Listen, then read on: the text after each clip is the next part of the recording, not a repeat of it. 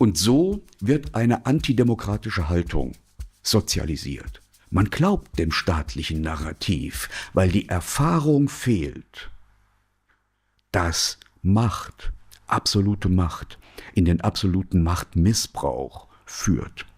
Wir haben uns also sozusagen eine antidemokratische Generation heransozialisiert. Und diese Generation, das sind ja nicht die weisen Jahrgänge wie ich. Ich bin für den Fronteinsatz zu alt. Aber diese Generation, oder diese beiden Generationen, die werden es erst merken, was hier gespielt wird, wenn sie in ihrem eigenen Blut liegen im Schützengraben. Aber dann ist es zu spät. Und dann waren wieder die anderen schuld.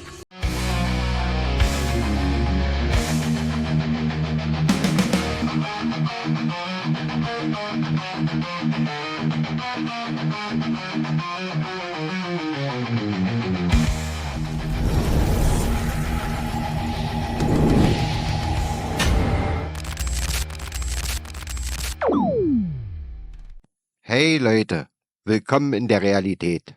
Was, wenn die Wahl gar keine echte Wahl war? Was, wenn unsere Demokratie nur eine Show ist mit vorab verteilten Rollen und einem Publikum, das brav klatscht? Der Journalist Patrick Paap spricht in diesem Interview Dinge aus, die du so im Fernsehen nie hören wirst. Er zeigt, warum die AfD nicht gewinnen durfte und wer tatsächlich davon profitiert, dass viele Menschen gar nicht mehr merken, wie sie manipuliert werden. Es geht um Denkverbote, um den totalen Anpassungsdruck und um eine junge Generation, die bereits in eine antidemokratische Haltung hineingezogen wird, ohne es zu merken. Wenn du das Gefühl hast, hier läuft einiges schief, dann musst du dieses Interview sehen. Liken, abonnieren und vor allem kommentieren. Ich bin gespannt, was ihr zu Babs Aussagen sagt. Auf geht's! Und der Verleger hat eine Veranstaltung gemacht in einem Moskauer Kulturclub. Da waren auch Vertreter des Staates da, von Behörden, die ich kannte. Und dann habe ich mich da vorne hingesetzt aufs Podium und habe vom völkerrechtswidrigen Angriffskrieg gesprochen. Ich wollte nur mal gucken, was die machen. Da kamen die nachher zu mir und haben gesagt, also in der Analyse sind wir uns ja weitgehend einig. Also mir ist nichts, ich bin nicht weggesperrt worden, nichts. Man hat das akzeptiert, dass ich das so sehe. Und da kann ich nur empfehlen, die Offenheit und Diskussionsbereitschaft der Russen eben nicht zu unterschätzen. Und in meinem Freundeskreis in Petersburg, da reicht das Spektrum von, mit Blick auf den Ukraine-Krieg, Putin hat ihn zu spät angefangen, wir hätten schon viel früher einmarschieren müssen, bis hin zu Putin und der Geheimdienst, die sind an allem schuld. Und wir haben uns lauthals gestritten, auf einem Boot sitzend. Also das gibt's auch. Das ist nicht so, dass man in Russland sofort ausgebremst oder verhaftet wird. Im Gegenteil, die Russen sind wirtschaftlich weit vorangekommen in den vergangenen 25 Jahren. Es fehlt noch viel, es gibt noch viel zu tun, das ist klar, gibt immer was zu tun in einem so großen Land. Aber das ist nur möglich, wenn viele Menschen zusammenwirken und in ihrem Bereich auch Entscheidungsfreiheit haben. Sonst lassen sich diese Kräfte nicht entfalten. Das geht nicht diktatorisch. Das geht auch in China nicht. Wir können aber nicht von unserem Wahlsystem ausgehen. Da würden die Chinesen sagen, das machen wir anders. Wir rekrutieren die Besten innerhalb der Partei. Gibt doch viel Korruption. Aber dass jemand wie Annalena Baerbock ins Außenamt gelangt, das wäre in China nicht möglich. Also klappt da was mit der Rekrutierung, was bei uns nicht funktioniert. Diese Faktoren müssen wir auch im Auge behalten. Herr Paap, Sie haben vorhin den Kollegen Friedrich Merz angesprochen an vielen Stellen. Wir erleben ja momentan so eine ziemlich dreiste Wählertäuschung. Ja, im Vorfeld irgendwie von der Schuldenbremse sprechen und 3 Stunden später die Schuldenbremse lockern und dann plötzlich 1000 Milliarden Sondervermögen locker machen, das dann mit Sachzwang begründen. Warum dürfen Politiker so ungestraft lügen? 70% der Deutschen, so eine jüngere Umfrage, will erkannt haben, dass Merz und Co. sie belogen und betrogen haben. Mit Blick auf die zurückliegende Bundestagswahl spreche ich von einer Demokratiesimulation. Man könnte hier den Slogan der Bürgerrechtler zur letzten DDR-Kommunalwahl im Mai 1989 heranziehen. Nie genug vom Wahlbetrug. Das begann damit, dass die Wahl vorgezogen worden ist, was die Chancen oppositioneller Parteien verschlechtert hat. Das ging weiter mit einer groß angelegten Kampagne, ja ich würde fast sagen Hysterie gegen rechts, was sich natürlich gegen die AfD gerichtet hat, aber im Grunde genommen das Wählerreservoir der etablierten Parteien des herrschenden Parteienkartells vergrößert hat. Das ging weiter mit Mängeln bei der Versorgung von Auslandsdeutschen mit Wahlzetteln. Da gab es nur einen sehr geringen Rücklauf. Keiner hat geprüft, wer das kommt. Das ging weiter mit offensichtlich vorsätzlichen Fehlern und Fälschungen bei der Auszählung. Das zeigt das Beispiel Berlin. Und es geht weiter damit, dass das Bundesverfassungsgericht hier eine Intervention abgelehnt hat und gesagt hat, wir müssen nicht neu auszählen. Und das hat damit zu tun, dass natürlich die Verfassungsrichter vom herrschenden Parteienkartell in den vergangenen Jahren bestellt worden sind. Am Beispiel der 1848er Revolution hat der Historiker Arthur Rosenberg, den ich sehr schätze, in einem Aufsatz geschrieben: Natürlich ist für eine Demokratie ein freies Wahlrecht unabdingbare Grundlage. Aber man kann mit dem Stimmzettel auch die Interessen der Bevölkerung diktatorisch unterdrücken. Und das wird gerade gemacht. Diese Wahl war in meinen Augen eine Scheinwahl. Sie müsste wiederholt werden. Da stimme ich Ihnen zu 100% zu. Aber warum gehen die Menschen nicht auf die Straße? Ich meine, 70% spüren es, aber irgendwie tut sich da auch gar nichts, was man ja auch an den Wahlergebnissen sehen kann. Diejenigen, die den Mund aufmachen, so erlebe ich es immer wieder, das sind die Alten. Die Jüngeren, die 15- bis 55-Jährigen sind dem System verhaftet, weil sie in Unternehmen, in Staatsapparaten, in Nichtregierungsorganisationen, in Behörden, wo auch immer, ihr Geld verdienen müssen. Der Neoliberalismus hat dafür gesorgt, dass es ja kaum noch unbefristete lebenslange Verträge gibt. Und insbesondere wirkt sich dies aus im akademischen Bereich. Das sind doch die schlimmsten. Das akademische Prekariat ist Träger der Propaganda und der Zensur. Mehr als die Hälfte eines Jahrgangs studieren, die müssen alle versorgt werden. Und die erhalten dann befristete Verträge, sitzen auf Projektstellen oder sind freie Mitarbeiter in irgendwas mit Medien oder sie arbeiten für staatlich finanzierte sogenannte Nichtregierungsorganisationen. Und das unmittelbare Überlebensinteresse dieser Menschen ist es, einen Anschlussvertrag oder ein Anschlussprojekt oder einen Anschlussauftrag zu erhalten. Das erste oder zweite Kind ist unterwegs. Die Mietwohnungen in Berlin oder anderen Metropolen sind teuer. Vielleicht muss eine Eigentumswohnung abbezahlt werden. Das Auto ist geleast. Das alles kostet Geld. Und Geld kann man nur weiter verdienen, wenn man sich verstärkt an jene Propaganda, Zensur, Narrative, wie es neudeutsch heißt, anlehnt, die der Chef wünscht. Und so bewegen sich diese Menschen ganz nah mit ihrer Zunge am Rektum ihrer Vorgesetzten und der herrschenden Mächte. Aber es passt ja immer nur einer rein.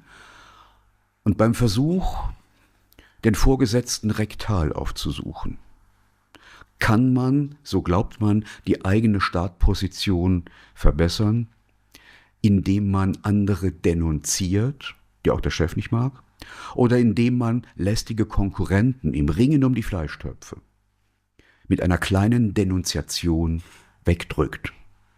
Und das ist das überangepasste Sozialverhalten einer ganzen Generation. Und diese Generation bewegt sich auch in einem teuflischen Pakt mit meiner Generation. Das will ich erläutern. Die Politiker meiner Generation auch die leitenden Journalisten, die Menschen in der Wirtschaft, sind ja für die neoliberalen Reformen verantwortlich. Sie haben sie durchgezogen und sind damit verantwortlich, dass die Lebensrisiken verstärkt verlagert werden von der staatlichen, von der fürsorglichen Ebene, von der sozialstaatlichen Ebene auf die Individuen. Und jetzt kommt das bei unseren eigenen Kindern und Enkelkindern an. Und meine Generation sagt dann, oh, da müssen wir ja mal was machen, damit das Enkelkind gute Voraussetzungen hat. Dann werden Eigentumswohnungen überschrieben und Autos gekauft. Studien in Berkeley oder Boston, Massachusetts oder in Yale werden bezahlt, um in diesen verschärften Konkurrenzkampf des Neoliberalismus die Startposition des eigenen Nachwuchses zu verbessern. Daraus entstehen von frühester Kindheit an kleine Prinzen und Prinzessinnen, die mit Puderzucker und Penatencreme gepampert werden. Und die empfinden sich auch so. Die sagen, ich bin der Größte. Ich habe zwar noch nie was geleistet im Leben, aber ich bekomme ja alles, was ich will. Und daraus erwächst die Haltung, die Autoritäten, die hinter mir stehen, werden schon für mich sorgen, wenn etwas schief geht. Das heißt, der ödipale Konflikt wird nicht mehr durchgefochten. Die Auseinandersetzung von den Eltern, die Auseinandersetzung mit den Eltern wird nicht mehr durchgezogen. Der Kampf, der ja in die Verselbstständigung der Persönlichkeit, in Selbstverfügungsfähigkeit und Eigenständigkeit hineinführt, wird nicht mehr gekämpft, sondern man unterstützt das, was von oben kommt. Man kriegt ja auch die Eigentumswohnung und das Geld und den Aktienfonds. Und so wird eine antidemokratische Haltung sozialisiert. Man glaubt dem staatlichen Narrativ, weil die Erfahrung fehlt, dass Macht, absolute Macht, in den absoluten Machtmissbrauch führt. Wir haben uns also sozusagen eine antidemokratische Generation heransozialisiert. Und diese Generation, das sind ja nicht die weisen Jahrgänge wie ich. Ich bin für den Fronteinsatz zu alt. Aber diese Generation, oder diese beiden Generationen, die werden es erst merken, was hier gespielt wird, wenn sie in ihrem eigenen Blut liegen im Schützengraben. Aber dann ist es zu spät. Und dann waren wieder die anderen schuld. Das ist das Problem. Ich habe bei dieser Herleitung, Herr Barb, gerade an vielen Stellen Gänsehaut gehabt, weil die habe ich so in dieser Form noch nie irgendwo gehört. Grandios. Wann wird das Leiden in Deutschland am größten sein? Wird es dann, wenn die AfD regiert, irgendwie in 3-4 Jahren oder mitregiert oder zumindest die stärkste Partei ist? Wann wird es soweit sein? Das Leid wird dann am größten sein, wenn ein neuer Krieg beginnt. Ich erwarte, dass bei den kommenden Bundestagswahlen die AfD tatsächlich stärkste Fraktion wird und gute Chancen haben wird, den Kanzler zu stellen. Sollte Trump in die Verlängerung gehen oder sollten die Republikaner beispielsweise auch mit J.D. Vance in die Verlängerung gehen, dann werden die Amerikaner darauf drängen, dass tatsächlich die AfD das Land führt. Dies wird für alle abhängig Beschäftigten große Nachteile mit sich bringen. Denn die AfD ist ja im Kern keine nationalsozialistische Partei, keine rechtsextremistische Partei. Sie ist eine neoliberale Partei, die bei Renten und im sozialen Bereich, beim Wohnungsbau, harte Sparmaßnahmen durchsetzen wird. Und das wird ein Nachteil werden für die Schwächsten der Schwachen. Es wäre aber schon ein großer Erfolg, wenn die AfD an ihrem ausgleichenden Kurs, auf Frieden orientierten Kurs gegenüber Russland festhält. Hier muss ich aber erkennen, dass in der AfD-Bundestagsfraktion die transatlantischen Kräfte immer stärker werden. Ich persönlich gehe davon aus, dass die AfD transatlantisch gewendet wird, weiter den Vasallenstatus Deutschlands gegenüber den Vereinigten Staaten aufrechterhält, aber gleichzeitig den neoliberalen Kurs innenpolitisch und wirtschaftspolitisch verschärfen wird. Ich finde es gerade ganz interessant, was Sie sagen. Ich hatte vor kurzem Maximilian Krah zu Gast und ich habe tatsächlich nach dem Gespräch mir gedacht, irgendwie an vielen Stellen bürgerlich, konservativ, hätte auch ein CSU-Politiker sein können, aber an vielen Stellen auch sehr auf Eigenverantwortung halt einen liberalen, neoliberalen Duktus halt durchklingen lassen.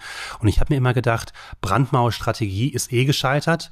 Warum nicht mal die AfD mitwirken lassen? Dann können sie zumindest mal zeigen, ob sie nur so 2, 3, 4 Galionsfiguren haben, die nach außen hin scheinen, aber halt die 3., 4., 5. Reihe eigentlich überhaupt nicht existent ist, beziehungsweise das Ding gegen die Wand fahren. Da wird man ja wahnsinnig viel Druck rausnehmen. Und wenn man sich ja vergleichbare konservative Regierungen in Europa anschaut, hat sich ja außer der Rhetorik jetzt in der Realpolitik nicht allzu viel verändert. Also wird da gerade so ein Monster kreiert von den Altparteien, was ja vielleicht in Wirklichkeit gar nicht so umgesetzt werden kann.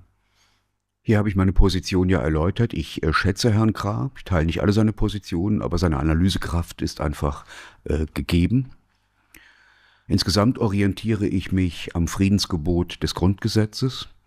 Das tut das herrschende Parteienkartell erkennbar nicht. Und ich orientiere mich an dem Satz von Willy Brandt, Frieden ist nicht alles, aber ohne Frieden ist alles nichts. Deswegen rege ich an, die AfD friedenspolitisch ins Boot zu holen, denn sonst sind die Kräfte, die am Friedensgebot des Grundgesetzes orientiert sind, zu schwach. Ich würde die Menschen versammeln hinter dem Motto: Wir haken uns unter mit allen, die es mit dem Grundgesetz ernst nehmen. Und das ist das herrschende Parteienkartell offensichtlich nicht. Herr Barb, ich könnte Ihnen noch stundenlang zuhören. Sie sind eine rhetorische Präzisionswaffe. Wie Sie diese ganzen komplexen Dynamiken, Zusammenhänge runterbrechen, habe ich so bei keinem Journalisten da draußen irgendwie erlebt. Von daher ein absolutes Fest für mich, Sie hier wirklich willkommen zu heißen. Ich habe noch 2 Abschlussfragen. Wenn Sie morgen Außenminister wären, was wäre Ihre erste Amtshandlung? Ich strebe keine politischen Ämter oder Funktionen an. Das erste wäre es, nach Moskau zu fliegen und deutlich zu machen, dass sich hier etwas ändert in Deutschland und dass wir künftig von Russenhass und Militarismus absehen.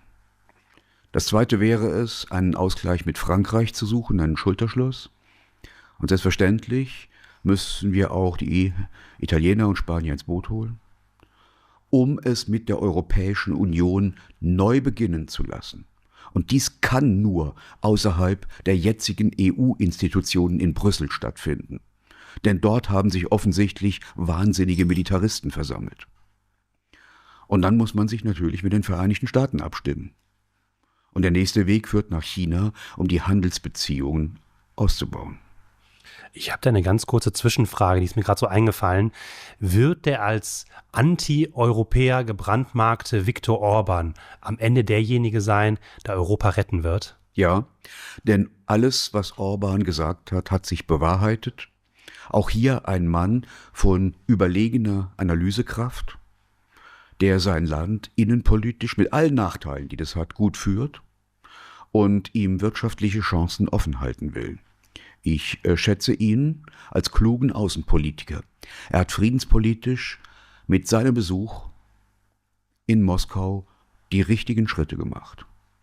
Und ich kann nur hoffen, dass er weiter stark bleibt im Versuch, das wahnsinnige Schuldenpaket von Frau von der Leyen abzuwenden. Herr Barb, zum Abschluss eine ganz konkrete Handlungsempfehlung, um in dieser sehr hektischen, chaotischen Welt Klarheit und Souveränität zu erlangen.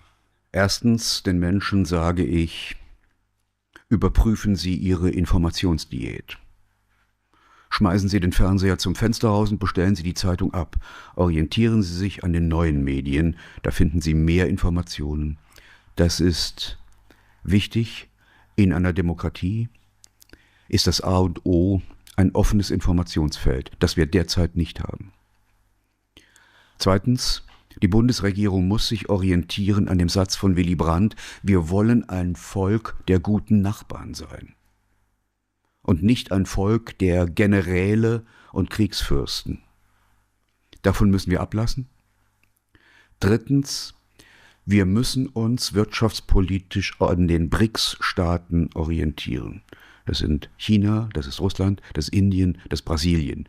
Hier liegt die aufstrebende Wirtschaftsmacht. Das ist ein Märchen Asiens und des globalen Südens. Wir sind Zaungäste und wir sollten unsere Rolle nicht überschätzen. Herr Barb, ich habe hier ein kurzes Abschlussstatement vorbereitet. Sie haben früh gewarnt, Sie waren immer klar, Sie waren immer mutig, Sie waren unbeirrbar. Vielen Dank, dass Sie geblieben sind, als viele längst geschwiegen haben. Und eigentlich verdient jemand wie Sie den höchsten Orden hier in Deutschland. Danke für Ihre Stimme und danke, dass Sie uns gezeigt haben, wie Haltung funktioniert. Ich mache nur meine Arbeit. Aber den kleinen Kläffern, die mich anpinkeln wollen, sage ich auch, was juckt es eine deutsche Eiche, wenn sich eine Wildsau an ihr wetzt? Herr Barb gehört eigentlich in die Politik. Was der Mann an Klarheit, Schärfe und Analyse mitbringt, das ist auf einem ganz anderen Level. Während andere Journalisten oft nur an der Oberfläche kratzen, geht Barb mitten rein, ohne Rücksicht auf politische Korrektheit, aber immer mit Verstand und Haltung. Man merkt einfach, dass er nicht nur Ahnung hat, sondern auch den Mut, unbequeme Wahrheiten auszusprechen. Seine Aussagen sind nicht nur treffend, sie bringen auf den Punkt, was viele denken, sich aber nie trauen zu sagen. Wenn man ihn hört, denkt man sich, genau das fehlt der politischen Debatte. Jemand mit Rückgrat, Weitsicht und einem echten Gespür für das, was im Land schiefläuft. Also, wenn es nach mir ginge, ab mit ihm in den Bundestag. Da könnte er richtig aufräumen. In diesem Sinne, danke fürs Zuhören, bleibt wachsam und kritisch, bis zum nächsten Mal.